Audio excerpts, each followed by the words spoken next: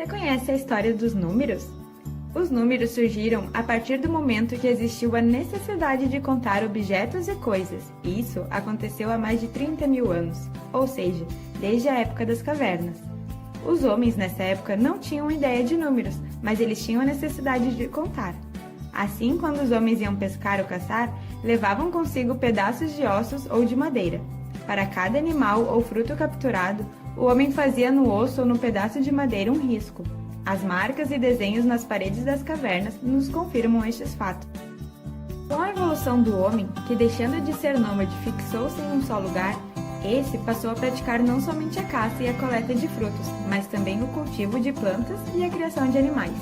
A partir daí, surgiu a necessidade de uma nova forma de contagem, pois os homens precisavam controlar o seu rebanho. Com o tempo, foi percebendo-se a necessidade de agrupar esses objetos de contagem, formando conjuntos numéricos. Passou-se então a utilizar pedras. Cada animal representava uma. Mas como isso era feito? Para cada animal que ia pastar, uma pedra era colocada dentro de um saco. Ao final do dia, para cada animal que entrava no cercado, uma pedra era retirada. Assim, era possível manter o controle e saber se algum animal havia sido comido por outro animal selvagem ou apenas sido perdido. Vários povos criaram seus próprios sistemas numéricos. Os egípcios e os maias utilizavam símbolos e figuras. Os gregos e hebreus utilizavam letras para contagem. Tinha também os chineses e os indo-arábicos, entre outros que tinham sua própria forma de representar. Percebemos que com a necessidade de contar e calcular, muitos povos criaram formas diferentes para facilitar esse processo. Com a evolução do homem e da matemática, surgiu a palavra cálculo, que em latim significa contas com pedras. O contar foi a primeira atividade matemática da humanidade, e à medida que o homem evoluiu, a matemática foi sendo necessária. Fala, professor Pirentos, beleza? E aí, tá dando uma caminhada? Não, tá dando uma pensada aqui numa aula que eu tenho que dar para meus alunos de fração, números decimais, fazer uma revisão bacana pro pessoal lá da 7ª série. Mas pô, fica aí na parte que eu tô indo, velho. Valeu, professor! Fala, galerinha do bem, eu sou o professor Edmilson Rocha. Hoje eu vou mostrar para vocês a relação entre fração, número decimal e porcentagem. Mas o que é uma porcentagem? Porcentagem é uma forma de escrever o número com uma divisão por 100. Ou seja, se é uma divisão, é uma fração centesimal, onde o denominador é o 100 e o nome já diz, porcentagem, dividir alguma coisa por 100. Ó, é representada por esse símbolozinho aqui, ó, de porcentagem.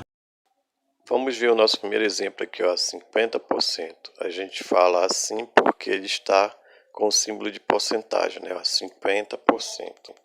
Podemos escrever ele em forma de fração da seguinte forma: 50 por a divisão, 100. 50 por 100, essa fração nós podemos simplificar, né? Podemos dividir o numerador e o denominador por 50. 50 dividido por 50 dá 1 e 100 dividido por 50 dá 2.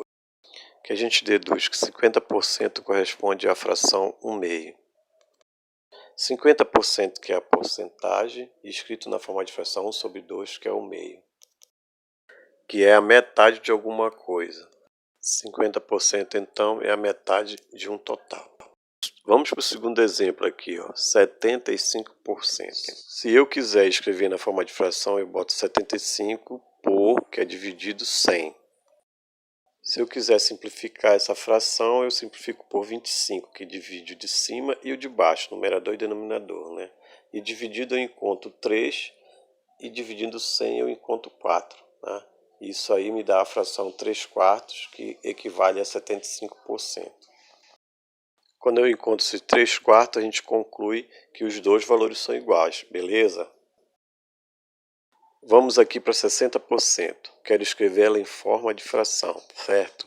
Olha aí, fica 60 sobre 100. Lembra? O porcento vale o 100 de baixo, tá?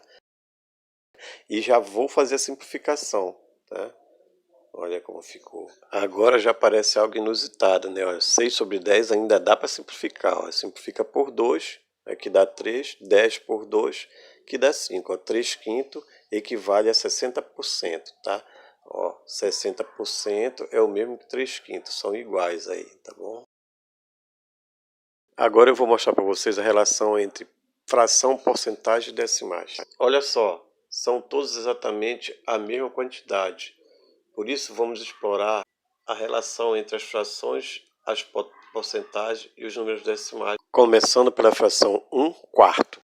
Aí eu vou mostrar para vocês a relação entre fração, a porcentagem e números decimais. Mano, 1/4 significa que eu vou dividir 1 por 4. Fazendo essa divisão, eu encontro 0,25. Então a gente conclui o quê? Que a fração 1/4 corresponde ao número decimal 0,25. Portanto, são iguais. Agora, se eu quiser escrever esse número em forma de porcentagem, como eu devo fazer? Eu pego 0,25, né? Vou multiplicar por 100, tá? E encontrar 25%. Aí a gente conclui que 1/4 pode ser escrito na forma decimal, que é 0,25, e 0,25 pode ser escrito na forma de porcentagem, que é 25%.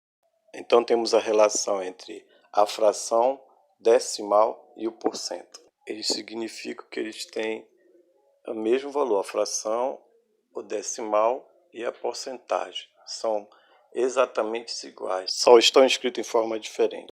Agora eu vou mostrar para vocês um ciclo que corresponde à fração, o decimal e a porcentagem.